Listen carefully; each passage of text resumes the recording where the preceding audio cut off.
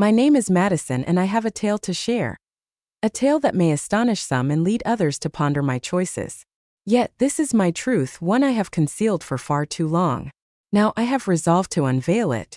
I must begin by clarifying that this is not a fantastical narrative filled with outrageous antics or scandalous events. Rather, it delves into themes of love, loneliness, and the unraveling of a seemingly simple connection that took a tragic turn. Allow me to transport you to the beginning. My husband Benjamin and I have been married for almost a decade. We met when we were both fresh out of college. He was ambitious, charming, and the kind of man who could walk into any room and have everyone's attention in an instant. I fell hard for him, and the early days of our relationship were like something out of a romantic movie. It was perfect. Fast forward a few years and life wasn't so picture perfect anymore. Benjamin's work took him away from home more often than not. His job was demanding, and he was constantly traveling for business meetings, conferences, and networking events. While I understood that his work was important, the absence took a toll on our marriage. We grew distant, barely talking for days at a time. And when we did talk, it was mostly surface-level conversation, you know, the usual "how was your day?" and "what's for dinner" kind of stuff. But underneath it all, I was lonely. I was craving attention, companionship, and someone to fill the void Benjamin had unknowingly left in my life. That's when things started to change. We lived on a quiet, peaceful farm outside the city. One of the things that had drawn us to this place was the space and the opportunity to keep animals. We had a few chickens, a couple of goats, and of course our horse Hunter. Hunter was a beautiful, strong black stallion with a temperament so gentle that it felt like he understood emotions better than most people. I had always cherished horses, and Hunter was particularly special. He had been a gift from Benjamin for our 5th wedding anniversary, a gesture that spoke volumes about his affection. Even during those long, lonely days when he was away, Hunter became my refuge. I would spend countless hours in the stable, rushing to him, talking to him, simply reveling in his presence. It may sound peculiar, but animals possess an uncanny ability to sense our pain. Hunter always seemed to know when I was feeling sad or frustrated, gently nudging me with his nose as if to reassure me that I was not alone. Over time, those moments with Hunter transformed into the highlights of my days. I found myself confiding in him, sharing secrets I couldn't voice to my husband. Hunter was patient, never judgmental, and always present. It felt as though he had become the emotional support I had longed for. I understand the thoughts racing through your mind. How could one possibly draw a comparison between a horse and a husband? Yet, it is essential to grasp the context. Benjamin was often absent, and in those moments all I had was Hunter. The turning point arrived one summer evening. Benjamin was out of town, as he often was, and I found myself engulfed in a particularly heavy mood. I had just ended a call with him, and once again, it felt as though we were two strangers navigating our own separate lives. I stepped out to the stable, seeking solace in the quiet company of Hunter. As I ran my hands over his sleek coat, I began to speak to him as I often did. Yet this time the words flowed differently. I found myself pouring out my frustrations, my sense of isolation, and the growing distance I felt from Benjamin. I was lost in my thoughts, unaware of the direction my rambling was taking, until a sudden realization struck me. I was expressing my feelings about Hunter in a way that quickened my heartbeat. I paused, shook my head, and let out a soft laugh, brushing off the moment as if it were nothing. "Madison, you are being utterly absurd," I whispered to myself. That Hunter was a steed, a splendid creature indeed, yet still merely a steed. I tried to brush off the strange thoughts that had begun to creep into my mind, but as the days went on I found myself returning to the stable more and more often, lingering longer than I should have, and feeling a growing sense of attachment to Hunter that I couldn't explain. I felt guilty. How could I be so emotionally invested in an animal when I had a husband? But the more I tried to push it away, the stronger the connection became. Hunter was always there, and Benjamin, well, Benjamin wasn't. The truth is, I wasn't cheating in the way you might expect. There was no physical betrayal, no affair in the conventional sense, but emotionally I had crossed a line. I had started to confide in Hunter in ways that should have been reserved for my husband. Then one evening everything came crashing down. Benjamin came home unexpectedly from one of his trips. I didn't hear him pull into the driveway, and I was in the stable as usual with Hunter. I didn't realize how much time I had spent there, how absorbed I had become in this strange emotional attachment. When Benjamin walked into the stable, he found me standing next to Hunter, softly whispering to him. I failed to notice Benjamin until it was too late. "What are you doing?"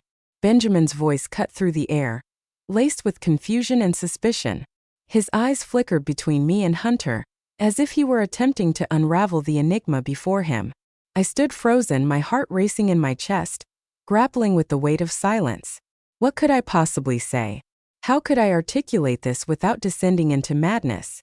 Benjamin stood there, his gaze fixed on me, awaiting an explanation I struggled to articulate.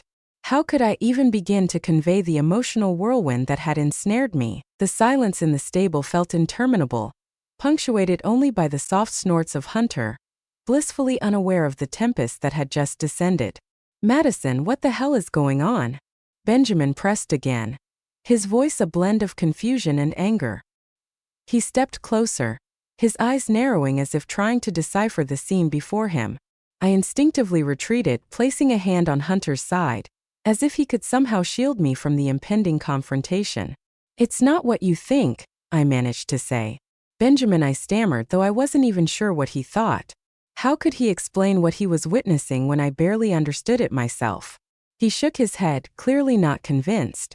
Then tell me, because I come home early and I find you here whispering to our horse like he's, I don't even know what. What am I supposed to think?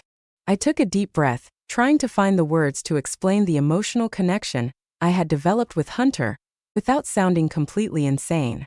Benjamin, your absence has been felt deeply of late. I began to notice the frustration simmering in his eyes. I understand that your work is demanding and that you're striving for our future. Yet the loneliness has crept in. During those Hunter hours, he has been my solace. He has been there for me when I found myself utterly alone. In moments of frustration, he raised his hands in exasperation.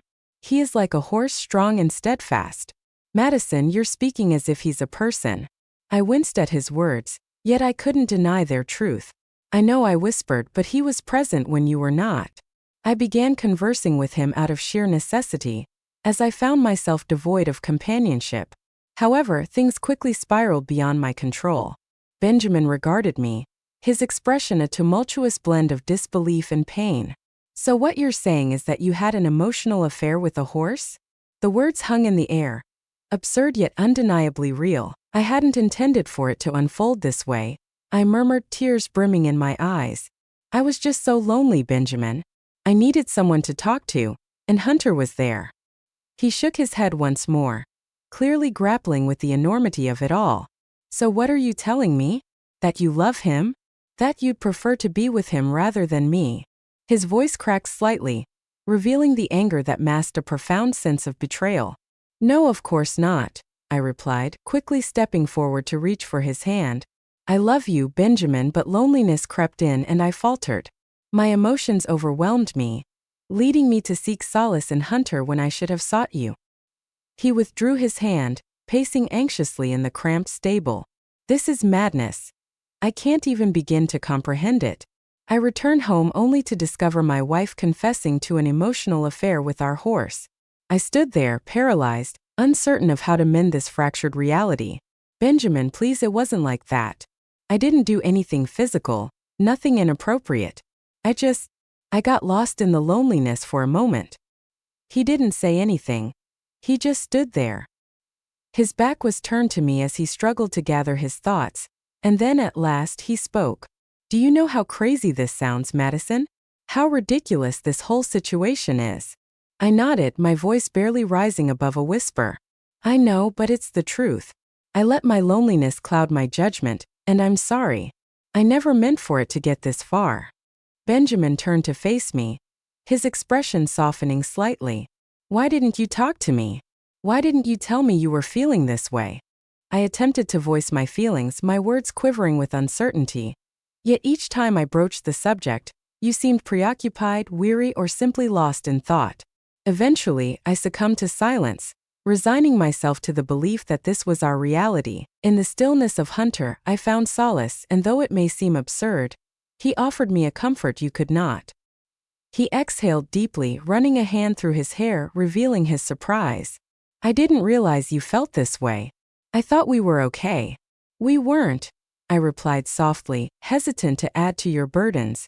You were always engulfed in work, and I feared appearing needy. Yet the truth remained, I needed you, Benjamin. I needed my husband. In your absence, I sought refuge in Hunter.